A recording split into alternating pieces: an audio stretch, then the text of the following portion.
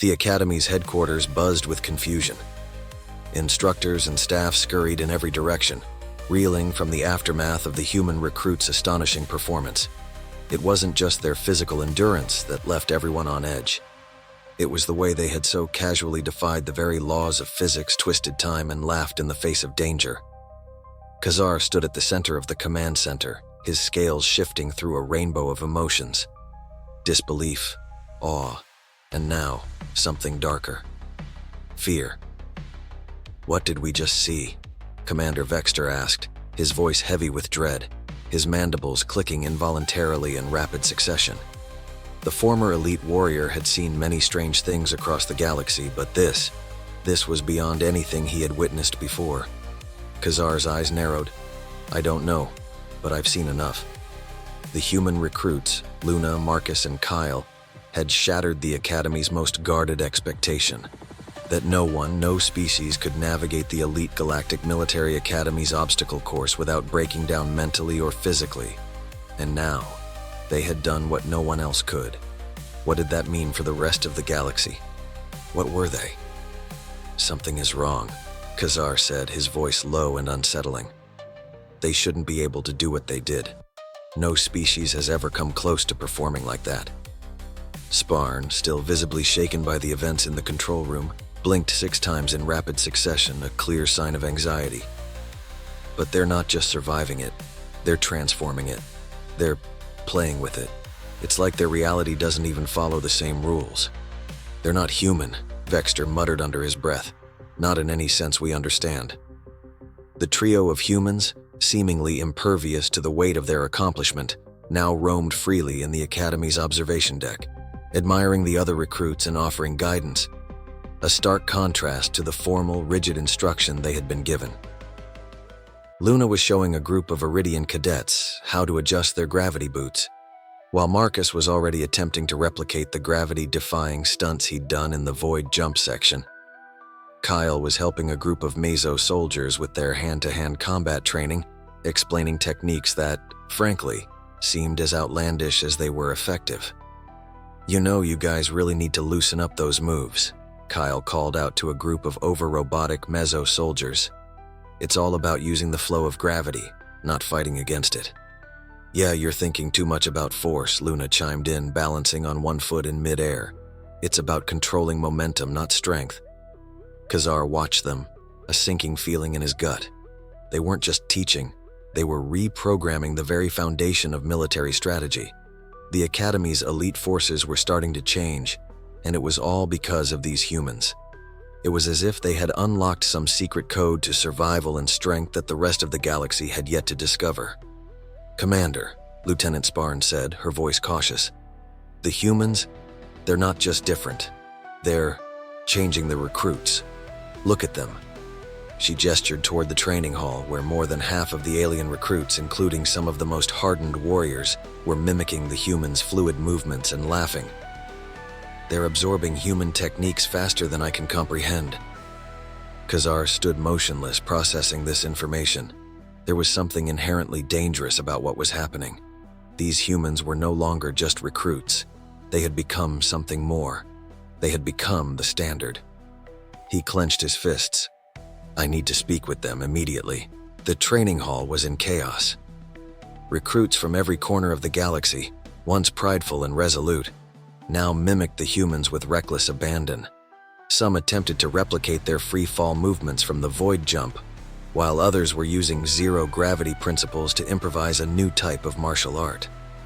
For once, the floor was littered not with debris, but with the excited chatter of warriors practicing flips and fluid, almost graceful strikes. Khazar stood at the entrance of the training hall, his arms crossed in front of him. The scene unfolding before him was unlike any he had seen in his long, storied career. There were no stilted drills, no stiff poses.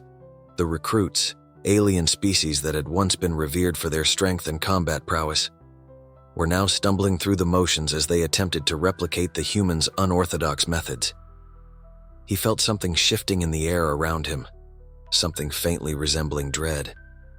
These humans, Marcus, Kyle, and Luna, were not just disrupting the military order of the Academy. They were unraveling it. "You've seen it too, haven't you?" Vexter's voice broke through Khazar's thoughts. The Zarkan warrior, who had once considered himself a master of his species' combat techniques, now looked at the humans with an air of uneasy curiosity. His exoskeleton had lost much of its sheen from days of stress and anxiety, and his eyes, usually full of battle-hardened confidence, were now clouded with doubt. "I don't know what I'm seeing, but whatever it is, it's not just about physical strength," Khazar said, his voice betraying the doubt that had begun to gnaw at him. "They've changed something in our soldiers. They're teaching them to think, to adapt on levels I've never seen before. It's as if their bodies, minds, and spirits work in harmony." "Did you hear about the cadet from Zixon?" Vexter asked, pointing toward a young, slender alien currently attempting to leap through the Void Jump's dimensional loop. "It was that cadet who was almost a veteran. He's been unable to handle anything beyond traditional combat until today. Now, he's leaping with ease, bending time and space like he's always done it." "Yes, I've seen it. It's a contagion," Khazar muttered, "and we need to contain it before we lose control completely." They both turned toward the group of human recruits, Marcus, Luna, and Kyle. They were not at all concerned with the spectacle they had caused. To them, it was just another challenge to conquer, a new game to be played. Khazar strode toward them, his heart pounding in his chest. He had to know what made them tick. If they were breaking the boundaries of what was possible, then he needed to understand how, and fast. "Marcus, Luna, Kyle." Khazar's voice rang out with authority. The three humans turned, their expressions genuinely surprised. "Oh, hey there, Khazar," Marcus called, waving from where he stood upside down on a ceiling-mounted beam, his body unperturbed by the inverted gravity. "You look like you need a break. Want me to show you how to flip through dimensions?" Luna laughed, her arms raised in an impossible pose as she continued to float, defying gravity with ease. "It's really not so bad once you get the hang of it. Just don't think too much about it. You'll get caught up in the speed of it all. Go with the flow." Khazar tried to suppress the wave of confusion that swept over him. How could they be so casual? The Academy's entire infrastructure was built around the concept that only the greatest minds and the most physically durable beings could survive this training. And yet, here were these humans, without bioenhancements, without advanced technology, just bending the rules of nature like it was all child's play. "I don't understand," Khazar growled, his frustration leaking through his usually controlled demeanor. "How can you do this? You've barely been here a few days and you're already rewriting the very foundations of combat theory. What are you?" Kyle dropped to the ground effortlessly, landing with a soft thud. "We're just human. We've been taught from day one to adapt, to move forward. No one's supposed to be held back by limitations." The others nodded, adding in unison, "If you can't adapt, you don't survive. Simple as that." Khazar felt something deep in his core twist with understanding and something else, something darker. "That's why you're dangerous," Khazar said softly, almost to himself. "What do you mean?" Luna asked, her voice genuinely curious as she adjusted her gear.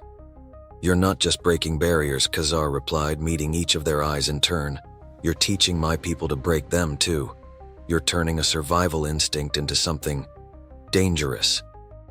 The air in the training hall grew dense with tension as Khazar's words settled over the group of humans. For the first time, their playful expressions shifted. Marcus, Kyle, and Luna exchanged looks, and though they hadn't intended to provoke fear, they sensed it now. Raw, undeniable. "You think we're dangerous?" Marcus asked, the usual playful tone in his voice now tinged with something more serious. "We're just pushing ourselves. This isn't about dominance, Khazar. It's about evolution, about the way we adapt to every challenge, no matter how extreme." Luna crossed her arms, floating effortlessly in the air, as if the gravity of the situation had no effect on her. "Humans have always been survivalists," she added, her tone contemplative. "We never back down. We've fought and struggled through wars, harsh environments, and even our own limits to come out stronger." Khazar couldn't help but feel a sense of foreboding as he listened. This wasn't just about physical strength. It was about something deeper. something in the way the humans perceived themselves and the universe around them. It was in the core of their beings. "Look," Kyle said, his voice casual but with an edge of sincerity. "What you're seeing here isn't some magic trick. This is just instinct. We've always been forced to evolve, adapt, and overcome. When faced with impossible odds, we don't stop. We find a way." Khazar stared at them, still trying to understand, but a sense of dread crawled up his spine. How long before this reckless adaptability becomes a threat? He glanced over at the other instructors, all of whom were standing in stunned silence. Even the ever-confident Vexter, with his gleaming exoskeleton, had lost his swagger. The humans had done what no one else could, what the Academy had believed was impossible. And it was just the beginning. "Maybe we should call it quits here," Vexter finally spoke up, his voice strained. "They've already completed the entire course. We can't let them keep going. We'll lose control." Khazar shook his head. The thought of stopping them now, of reining them in, seemed almost laughable. The humans hadn't just passed the course, they had rewritten it, made it their own. And now the consequences of that were beginning to unfold. "We can't stop them," Khazar said, his voice heavy with something close to resignation. "We've seen it before with other species. The way they learn, the way they overcome. This isn't just a military force. It's something else entirely." He turned to face the humans once more. "You've defied every law of training. What you've done here, it's not just about victory. It's about changing everything we thought we knew about strength, about survival." Luna shrugged, unbothered by the weight of Khazar's words. "We're just showing you what we do. Maybe you didn't think we could, but here we are. Surviving. Thriving." As the three humans casually stretched, laughing and chatting amongst themselves, Khazar felt a sharp pang of uncertainty. This was no longer just about combat. It was about something much more profound, something the Academy's most seasoned instructors hadn't even begun to understand. The idea that humans could survive and adapt at this level was terrifying. What had started as a simple training session had morphed into something far more dangerous, a demonstration of humanity's fundamental nature. "If you want to train our soldiers," Marcus said, glancing toward Khazar with a smirk, "it's not just about brute force. You need to teach them how to think, to adjust to the unexpected, to keep evolving no matter how tough things get." Kyle laughed, his voice laced with a carefree energy.